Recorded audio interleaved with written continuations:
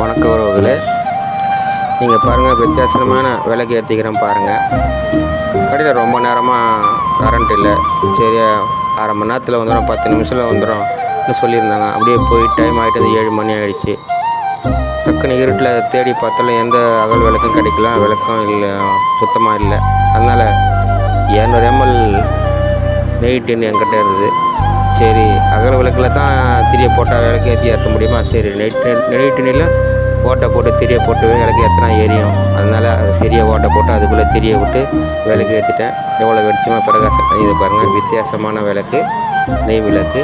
தொடர்ந்து பாருங்கள், லைக் பண்ணுங்கள், ஷேர் பண்ணுங்கள், சப்ஸ்கிரைப் பண்ணுங்கள். சண்முகம் எக்ஸ்ப்ளோரர்ஸ் யூடியூப் சேனல் உங்கள் நண்பர்களுக்கும் ஷேர் பண்ணுங்கள். என்னுடைய பதிவுகள் கமெண்ட் பண்ணுங்கள். தொடர்ந்து பாருங்கள். இது உங்கள் சேனல், சண்முகம் எக்ஸ்ப்ளோரர் சேனல். நன்றி.